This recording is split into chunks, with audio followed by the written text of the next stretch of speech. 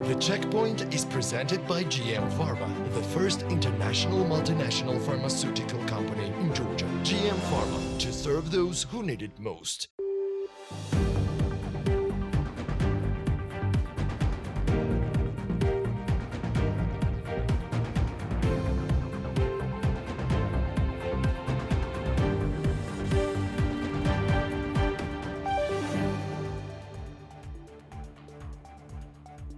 In the first quarter of 2023, the number of Georgian resident travelers' trips abroad equaled 586,000, which is 2.2 times higher compared to the data from the same period of the previous year.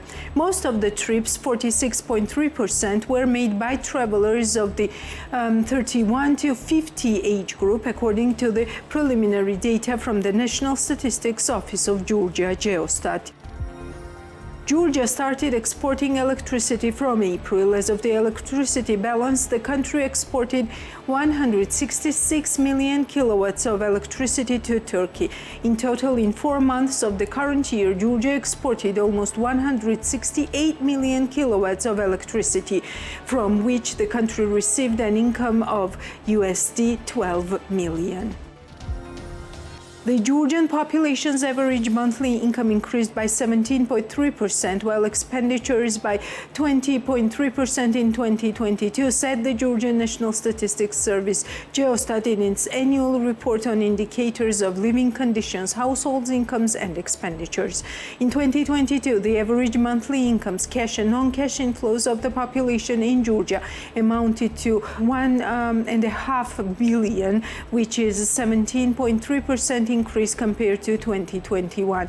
According to the survey data of 2022, average monthly incomes increased by 19% per household, by 18.6% per capita, and amounted to 1,483 lari and 433 lari correspondingly.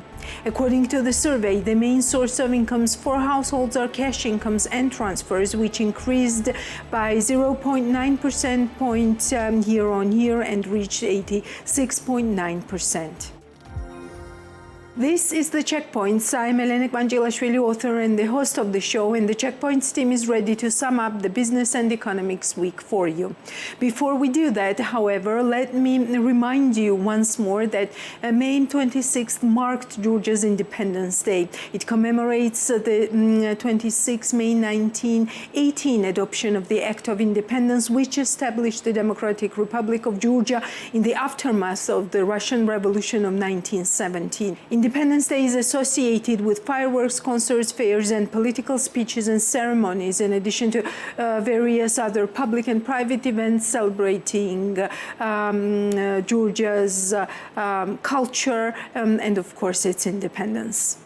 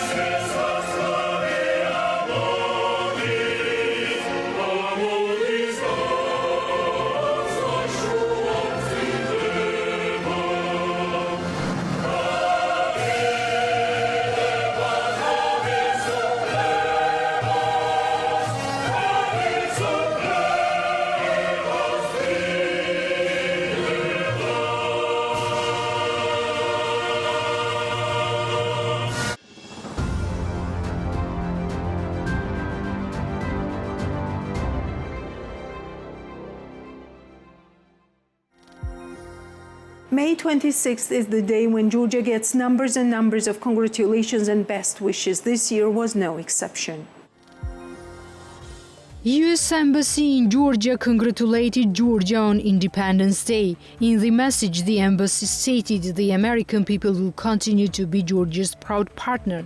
Throughout your long, rich history, you have cherished and fought fiercely for your independence and sovereignty. That spirit is as alive today as it has ever been, especially in your drive to become member of European Union and NATO, and to ensure security and prosperity for future generations of Georgians. The American people will continue to be your proud partner as we have for over 30 years, reads the statement. I would like to extend my warmest congratulations to Your Excellency and people of Georgia on this special day for your country as it marks as its Independence Day, reads the message of congratulations from King Charles III of Great Britain, which was released by the Embassy of United Kingdom in Georgia. I took forward to be continuing warm friendship and strong partnership between our two countries as we face these challenging times, the letter said.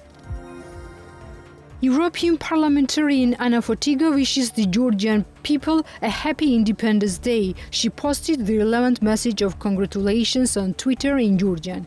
The Member of Parliament wishes Georgian people the restoration of territorial integrity, institutional development and joining the Euro-Atlantic space. I join the celebration of Independence Day by the brave Georgian people. I respect their steadfast will to defend their country's independence. This is the most important reason why I unconditionally support your Euro-Atlantic aspiration.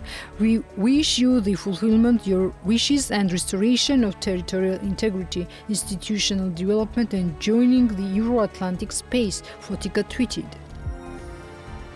Oliver Varhey, European Commissioner for Neighborhood and Enlargement, wishes the people of Georgia a happy Independence Day. I wish all the Georgians and the national happy Independence Day. Georgia belongs to the European Union. Your quest for freedom has strengthened you and made you resilient. Freedom prevails over all the struggles, he tweeted. In a time when the freedom of Georgian people is threatened from both inside and out, it's vital to show our solidarity. As a long-standing friend of Georgia, I fully support their path to join the EU.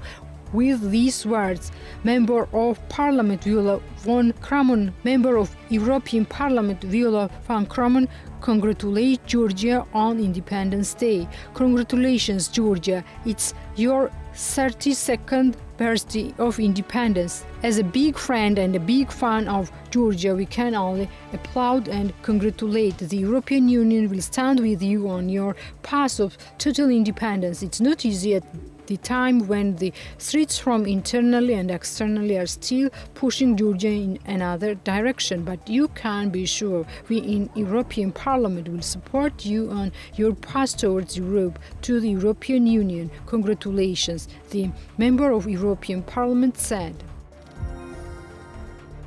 The President of Ukraine, Vladimir Zelensky, congratulates Georgia on the Independence Day and states that Ukraine has always consistently supported and will continue to support Georgia's sovereignty and territorial integrity within its internationally recognized borders. The first person of Ukraine sent a letter of congratulation to the President of Georgia, Saul Zurabishvili. According to Zelensky, he is sure that Ukrainian and Georgian people will deoccupy their territories. On behalf of Ukrainian people and myself, I sincerely wish you a happy Independence Day. The relationship between our people is based on mutual assistance and respect. This is especially important in the context of Russia's full-scale predatory armed aggression against Ukraine, reads the letter.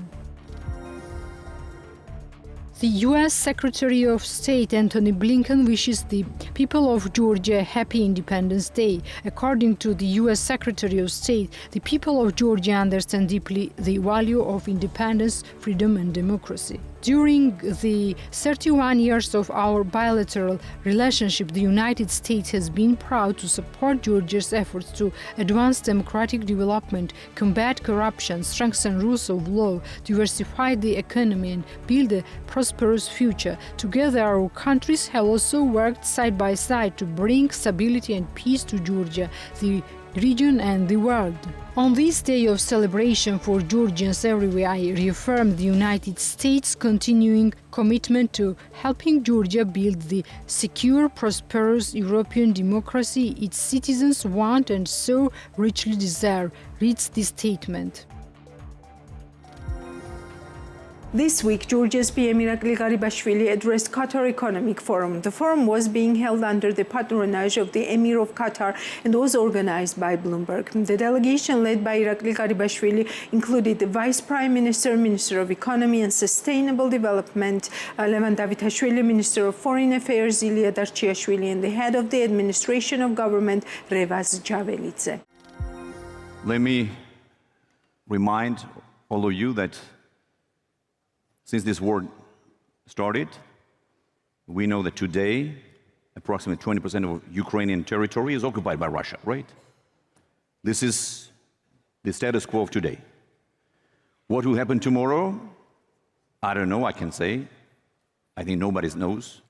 We would not only injure Georgia, but we would destroy our economy, we would damage the interests of our country, and we would damage the interests of our people if we impose some kind of economic sanctions on Russia. But let me go back to where I started. You know it well. We had a war in 2008. And do you remember if anyone imposed sanctions on Russia because of our war? No one. No one in the world made proper reaction, and I would say adequate reaction to that war. So my question is, where's the logic?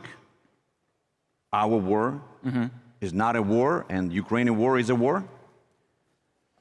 Well, I have to say that we were quite disappointed that business as usual continued with Russia after 2008 war.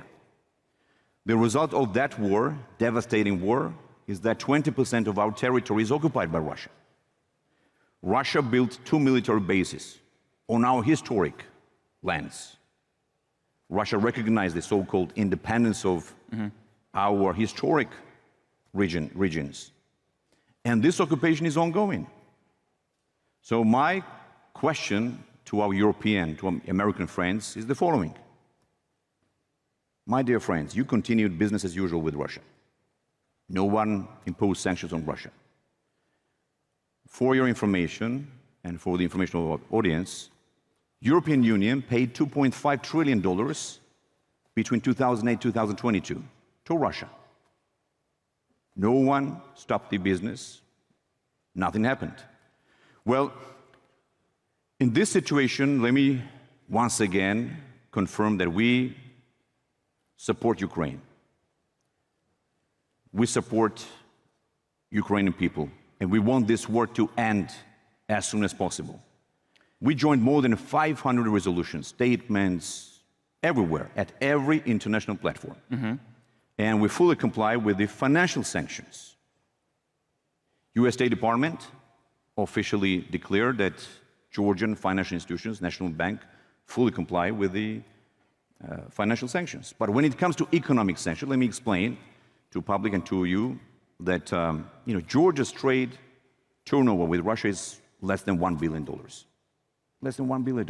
It's, just for comparison, what EU trades with Russia in 4 days, we trade with Russia in 1 year. This is ridiculous, isn't it? That $1 billion could not affect Russian economy. This is 0.3% if we would impose economic sanctions on Russia. So there's no logic.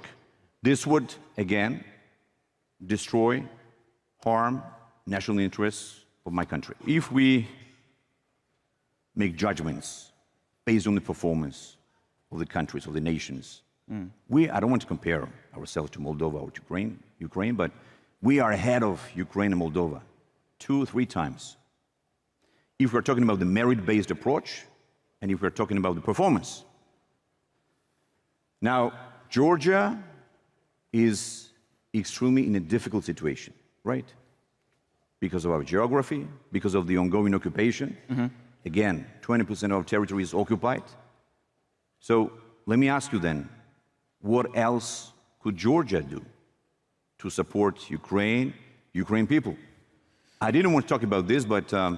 and I hadn't got it down on my schedule either. I know that you condemn aggression, and you've been very, very clear on that. Absolutely. But maybe the Ukrainian friends had different expectations from us.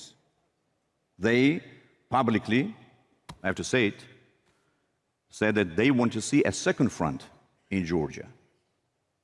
We've had enough wars after Georgia regained independence.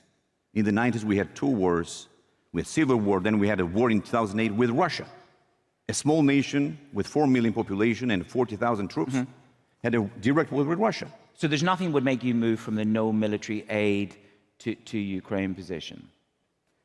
What we're doing is that we have maintained secured peace and stability. This is the most important thing. And my job and my duty is to protect the national interests of my country, is to protect our people.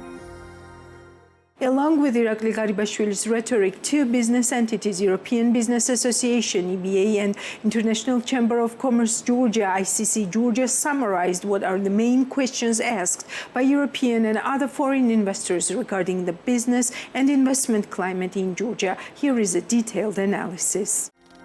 My first question goes to both of you. What are currently the most frequent questions that you are getting from the investors about what's going on in Georgia in terms of more dependence on Russia's economy and in terms of going forward with the European future? John, please, and then I'll come back. Thank you very much for this question. I can speak for our members from the European Business Association. These are members who are European companies operating in Georgia and Georgian companies exporting to Europe. So the Russia part is not really for us that on the high level, although the questions are there. And I think the most question I get now in the situations where Georgia is in is the image of Georgia. Because that is so important for European investors when they are here in Georgia operating, or that if they want to invest in Georgia even, if the image internationally is not okay, the investor will wait. So that is very important, that there is a very good image, a very good communication, what is going on. So what builds this image for them, since they have some questions, something is not right there, right? Everybody has to do his task on that one, to building the image. Even me personally, is doing this task. Next month, I'm visiting in Brussels the CIAPME Congress. This is the Centre Entrepreneurs for the SME businesses, which is more than 500 European businesses, associations in Europe. We're meeting there, we're representing Georgia. We're telling, hey, we have an EBA Georgia, we are there present also, and we think we should invite our businesses to invest in Georgia, and so the local business also who are here also can benefit for it, so we can have more business and we can just do our daily tasks. Fadi, what are some of the most frequent questions you are getting from your investors? How safe is Georgia now? This is one, of the questions that come pretty frequently. You know, the investors who have committed to Georgia now are quite jumpy. First of all, because of what's going on in the region, and then regarding what's going on internally in Georgia. I mean, the shift in direction from west to north. And this makes the investors pretty nervous. Because, you know, even after the Saakashvili era, when Saakashvili lost the elections and the Georgian Dream came to power, we used to receive those questions. What about the Georgian Dream? I mean, what if they go back to Russia? And we always told them, no, the Georgian Dream is continuing the same Western path as the former government. But now we see that there is a change in direction. And this is worrying everybody. And I know a couple of investors who gave orders already to sell their assets here. And I was speaking to Papuna earlier, the vice governor of the National Bank, and I told them, I mean, some people, some foreigners here are starting to transfer back their money outside Georgia. They're not, they're kind of nervous about what could happen. So, of course, what's going on, the policy of the government, the regional situation is making investors and Georgian businesses pretty jumpy.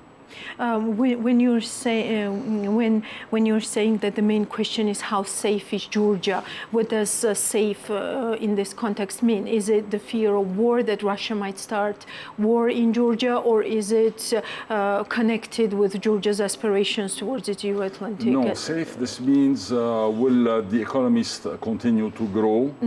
What will happen? Is my money safe here? Is my investment safe here? It's not related to a war that could happen.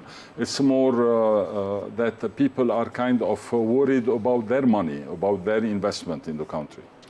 John, you were talking about the image and how we should build the image of Georgia. Probably you meant pro-European and pro-Western image of Georgia, definitely. Yes. Today, is it clear to the European investors that you represent in Georgia what is Georgia's government stance on international sanctions? Because for them it is very important that these sanctions are met, right? I must say, it's maybe strangely, I don't get this question much from my European investors. They are doing their business. They are not on a sanction list, so they don't have any direct influence on this. What I see and what I hear is that the international sanctions, the ones who are in place, are followed up by the government.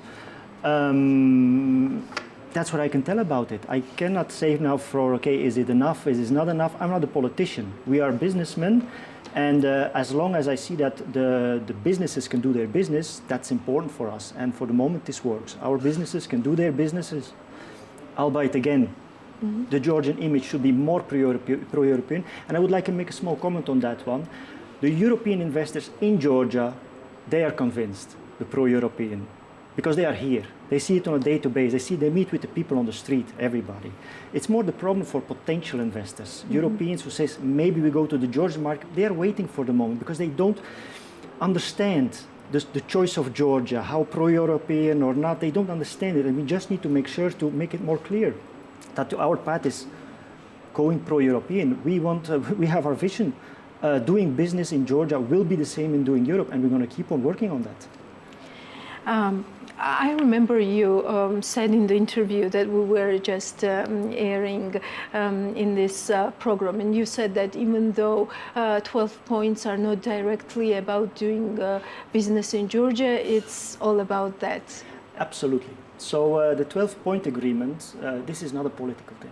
This is a thing that business already for 5 years is mentioning. Each point of it you can directly relate to business. And the European Union, in my view, is not asking a 12-point agreement just to mark the dots, can you do this correct? No, they gave this 12-point agreement based to make sure that the business can flourish. Let's go to the most difficult one, the rule of law. There is an issue in Georgia with the rule of law, and I will not say that is the issue is from corrupt judges or something. That's what I'm mentioning. I'm mentioning trust. You need to create a trust. This is exactly what the 12-point program also says. We need to create trust in the legal system, which a business, which an investor needs.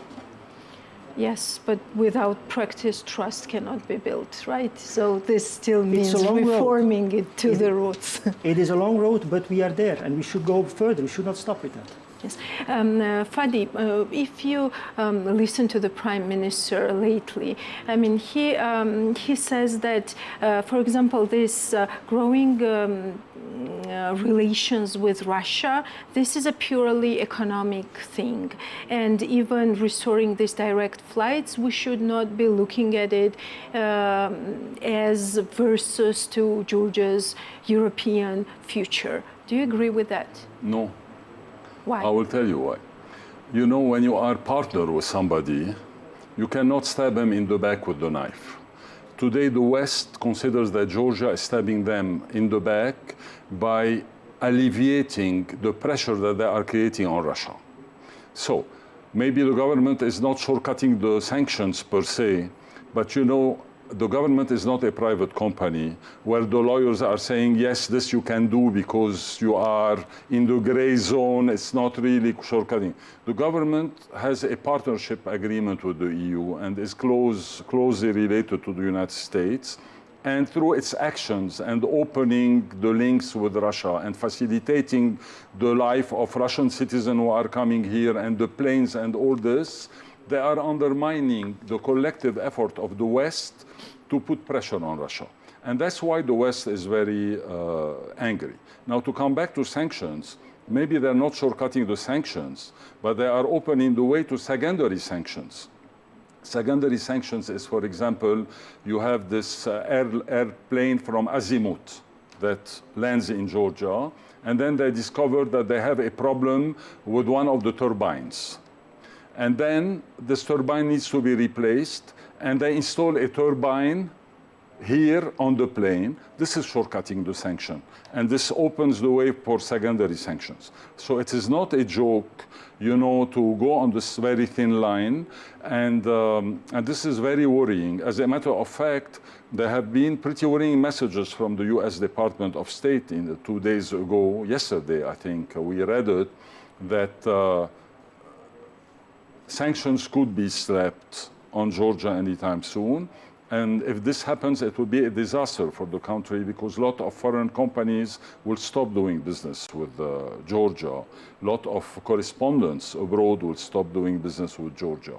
So I believe that the government should think very wisely how to handle it and stop poking the bear all the time, because one day the bear will wake up from its hibernation and just slap them and throw them out.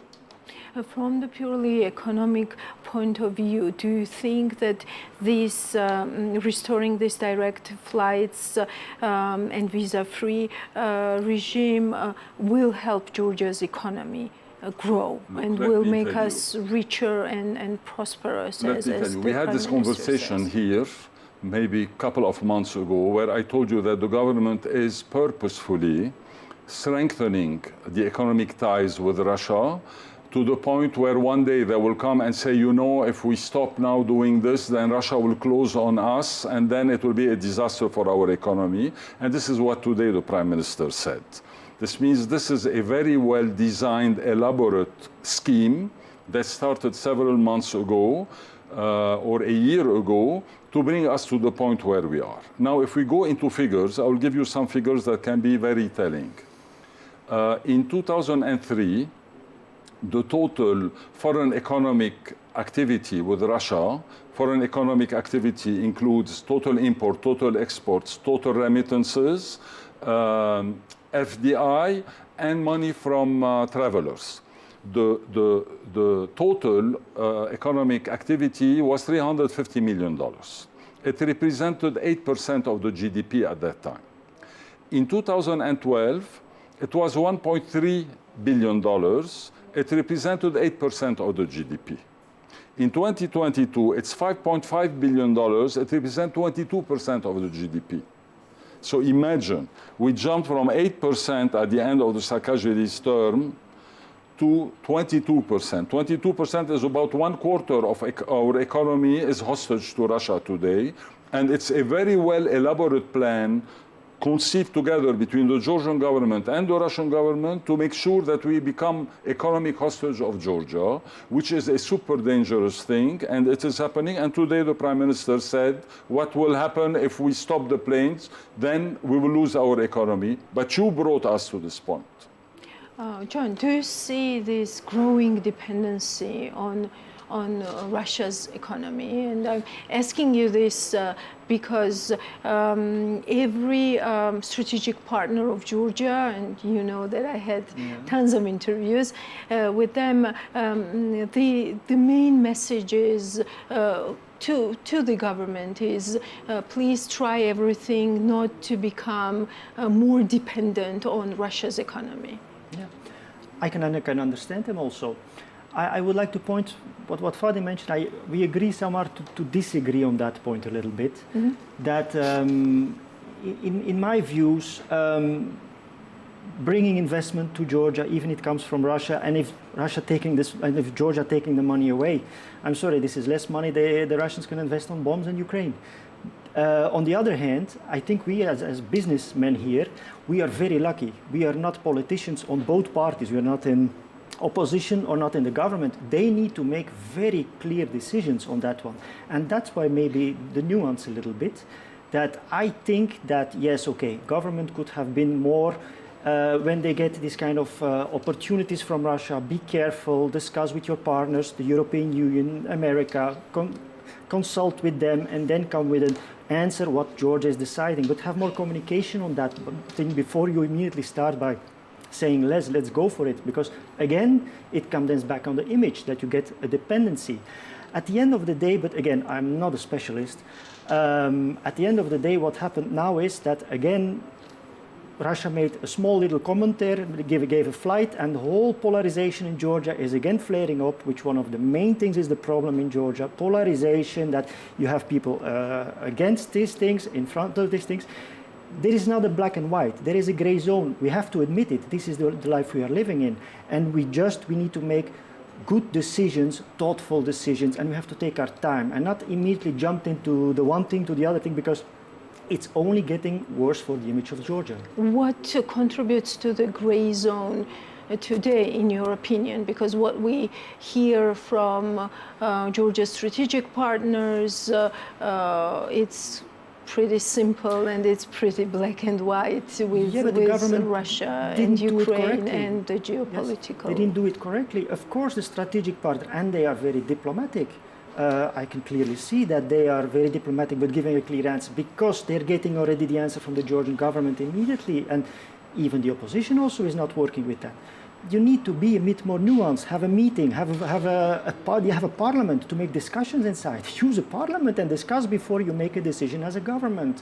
This kind of thing. And I'm sure it's the same if you go first to your strategic partners and consult with them and then come up with a decision, it would have a completely different effect than it has now. And I'm afraid if Russia, again, these small things will do, it's only going to add up in getting Georgia's image ruined worldwide, unfortunately.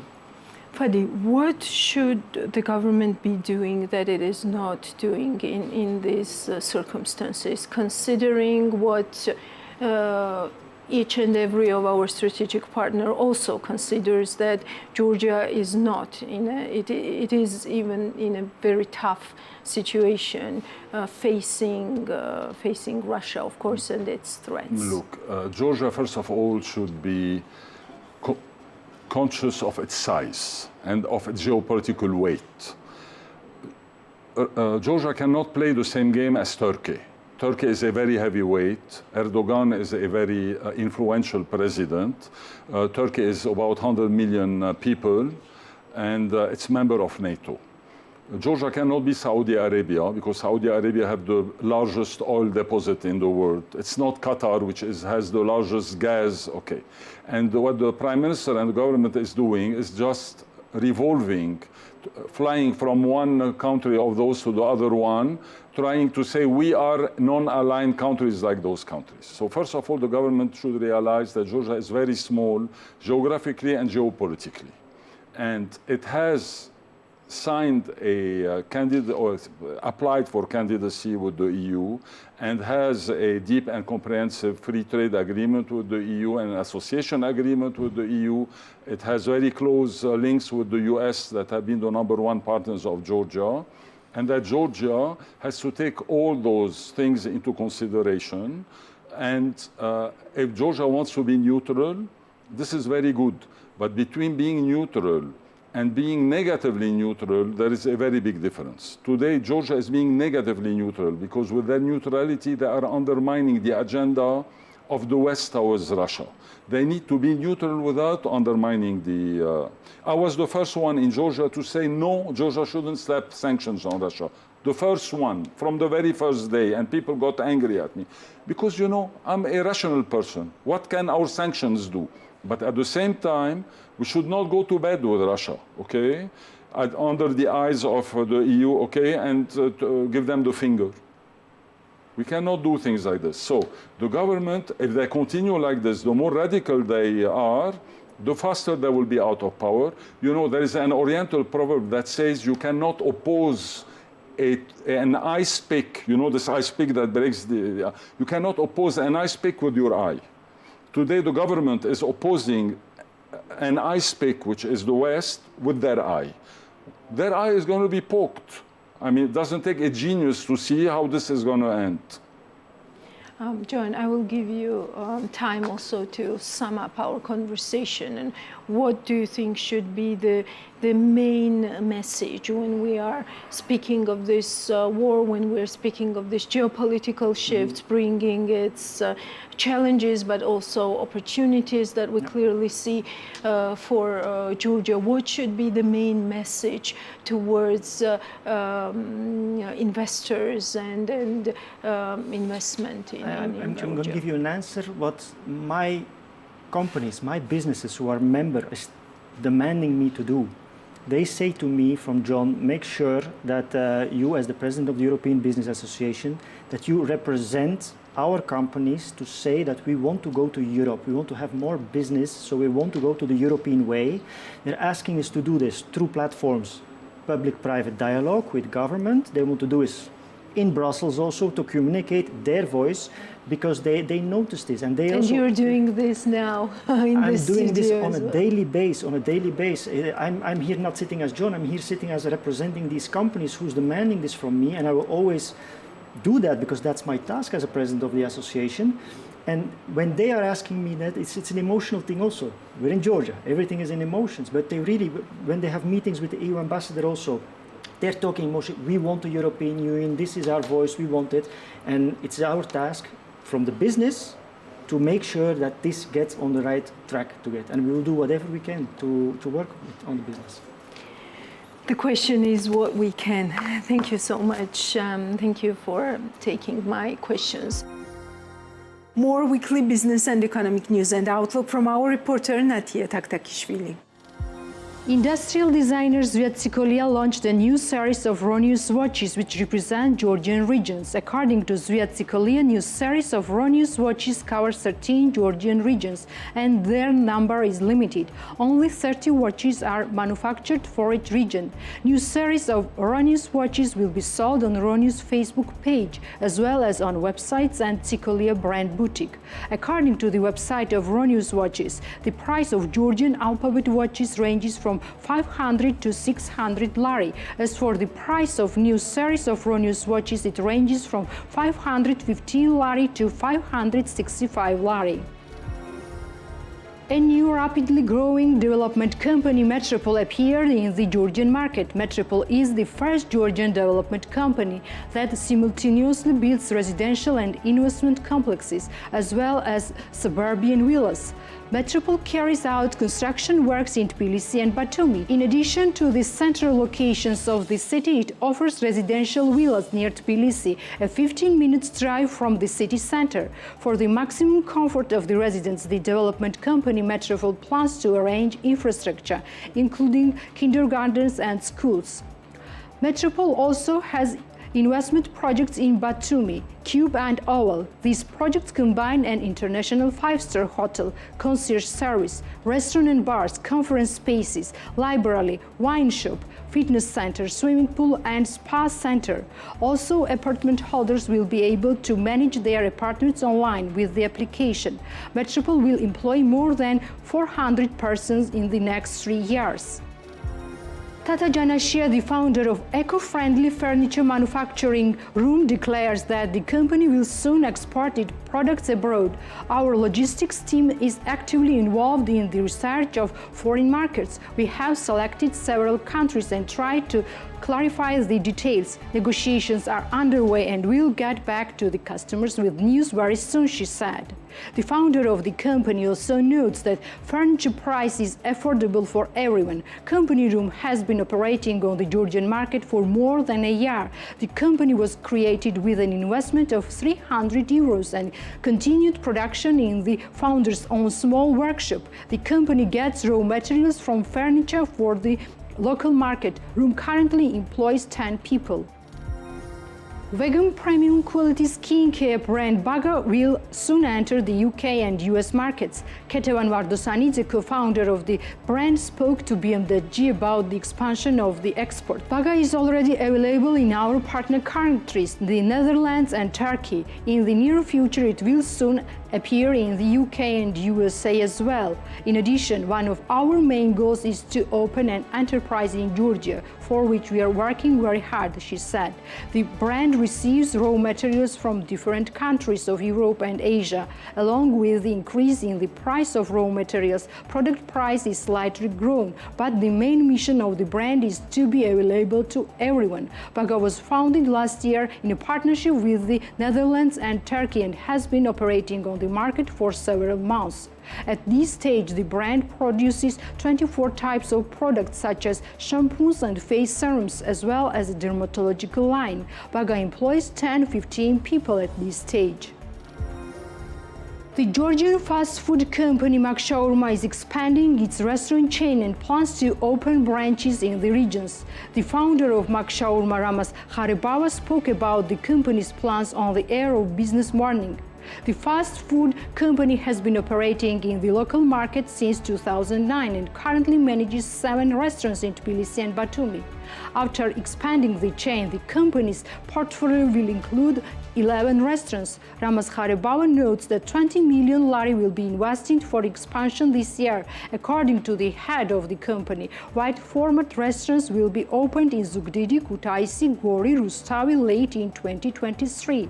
Now the company employs 350 persons, and after expanding the chain, McShawarma will employ an additional 200 people. The head of the company also notes that after 2019, McShawarma invested 15 million lari for development and grew very quickly.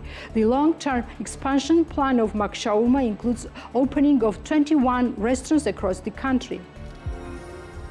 The company of handmade lamps Lampino is planning to open a workshop. Its founder, Kati Nozadze, talked about this with BMWG.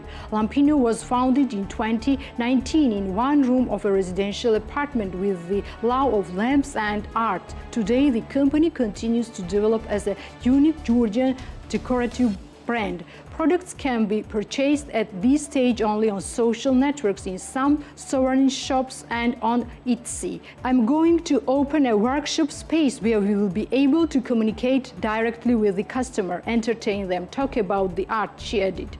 Talking about the future plans, the founder wants to increase productivity and expand the team. According to her, Lampino evokes special emotions among foreigners, even if they don't know Georgia. At this stage, we have an Etsy online store through which we will sell in different parts of the world. The demand is slowly increasing, so we will increase the productivity, she said, adding that the brand buys the necessary materials for the product in the local market. Mexican food facility Espanola has been operating on the market for a year. However, Mariam Gogochuri, founder of the brand, told BMWG that it took time to establish on the market. Espanola is the first Basque and Mexican cuisine. The idea of its creation was to establish a new and interesting concept food facility, Gogochuri explained. In addition, the founder declares that the customer is always satisfied, despite the fact that we brought our recipes from Madrid. In the end, we adapted them to Georgian taste and created a perfect product, she added. Espanola was founded last year. The facility is located on the 2nd floor of Bazar Orbeliani, and it employs 10 people. Strawberry farm Plentifully is expecting a big harvest this year. The founder of the company, Manana Anjaparidze, told BMWG that in 2022 the farm started working on growing strawberries in closed ground and they got very good harvest. Therefore, the producers expect a better result this year. Before that, we worked in open ground, which is unprofitable for strawberries because there are too many challenges, including climate problems. Last year, we experimentally tested different varieties of strawberries and we got 30 tons of strawberries per hectare. This year, we take full responsibility that we will get 50 tons, says Manana Anjaparidze. According to the farmer products are fully sold in the local market, which belong to a high-price segment.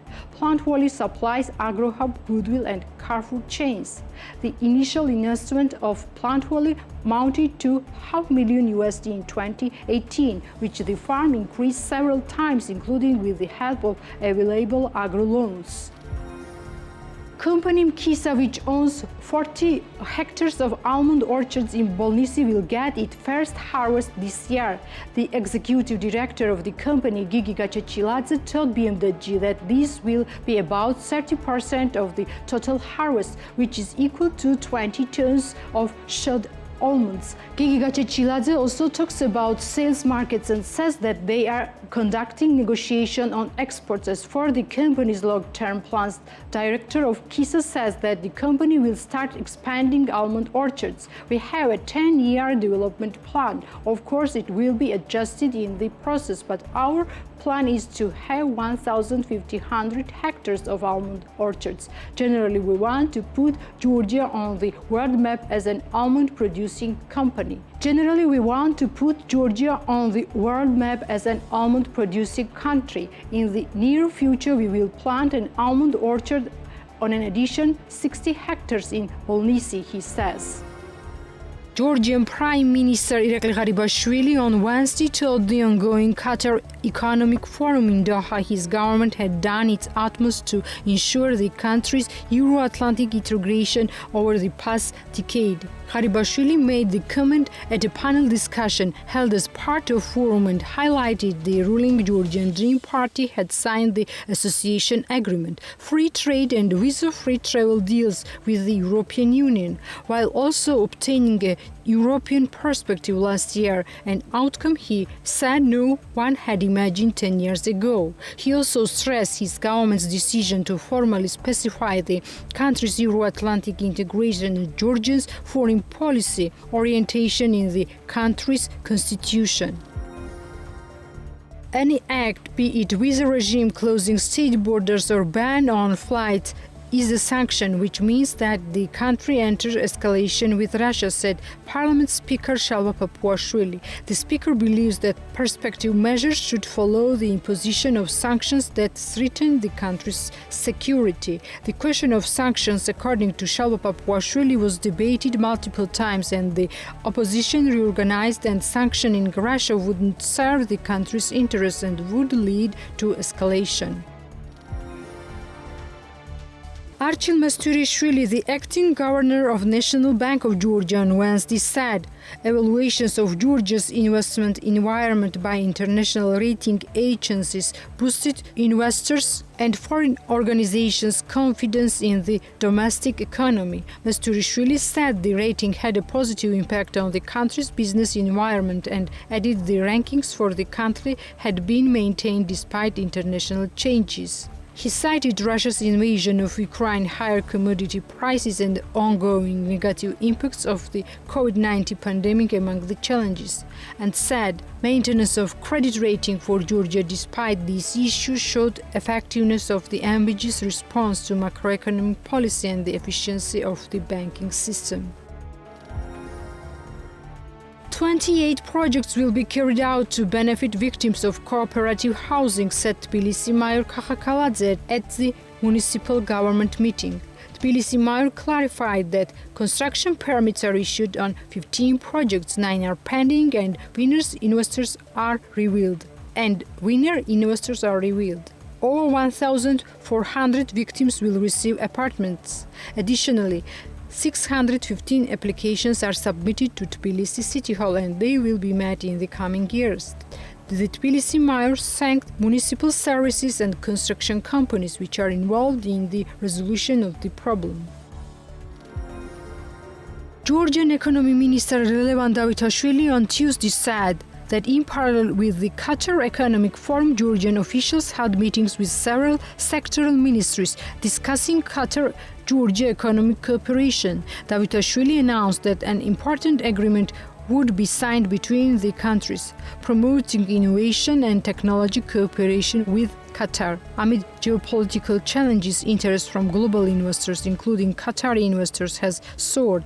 We also talked about trade and economic issues, and it's crucial to note the Qatar-Georgia Agreement on Investment Promotion and Protection inked last year. All of this creates a very important prerequisite for us to be able to attract additional foreign direct investments from Qatar to Georgia, Davitashvili asserted.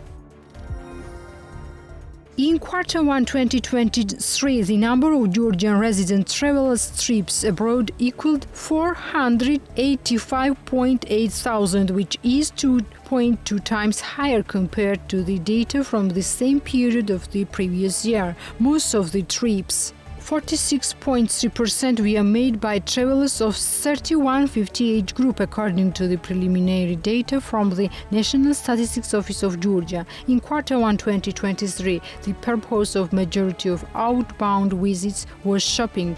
The expenditures during the visit made in Q1 2023 equal to 372.5 million lari, which was 30.7% higher compared to the data from the same period of the previous year.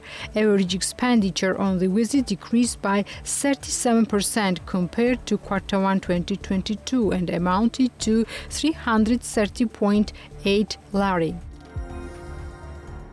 Georgian population's average monthly income increased by 17.3%, while expenditures by 20.3% in 2022, said the Georgian National Statistics Service in its annual report on indicators of living conditions. According to the survey results, the average monthly expenditures per household increased by 22% and equaled to 1,430 lari, while the average monthly expenditures per capita increased by 21.7% and amounted to 420.7 lari. In 2022, the share of household cash consumption expenditures in total expenditures increased by 1.4 percentage points compared to the 2021 year and equals to 71.5%. This is all for today. We will meet next Sunday. Till then, follow us on BM.G and take care.